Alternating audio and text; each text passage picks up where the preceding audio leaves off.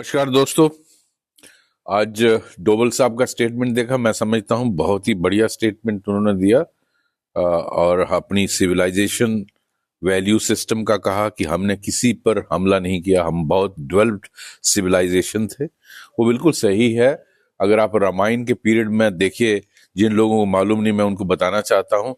भगवान राम ने जब बाली को मारा तो कशकिंदा जो उनकी स्टेट थी उसको अपनी अयोध्या की स्टेट के साथ नहीं मिलाया, उनके बाली के भाई सुग्रीव को वहां का राजा बनाया। इसी तरह भगवान राम ने जब रावण को लंका में मार दिया तो उसको अपनी अयोध्या में नहीं मिलाया, उस वहां उनके भाई रावण के भविष्य को वहां का राजा बनाया। ये हमारा वैल्यू सिस्टम है जो शायद ही दुनिया में कहीं है। यही सिविलाइजेशन वैल्यू सिस्टम सारी दुनिया को भारत से सीखना चाहिए, खासकर आज के जमाने में। तो लेकिन इस पर पिछले 1200 साल से बहुत आक्रमण हुए, बहुत जातियां हुई, करोड़ों लोगों का कत्ल हुआ।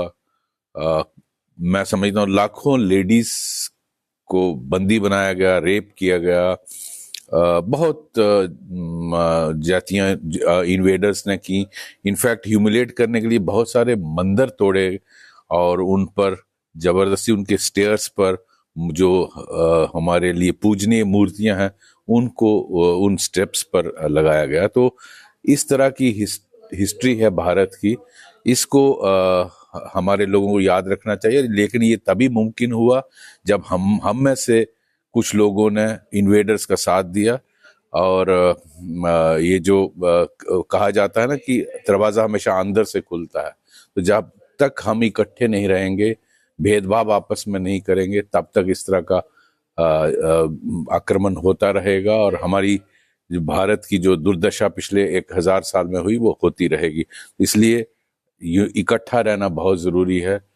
हम एक हैं तो सेफ है, इकट्ठे रहोगे तो सेफ रहोगे। ये बहुत जरूरी है। धन्यवाद, नमस्कार।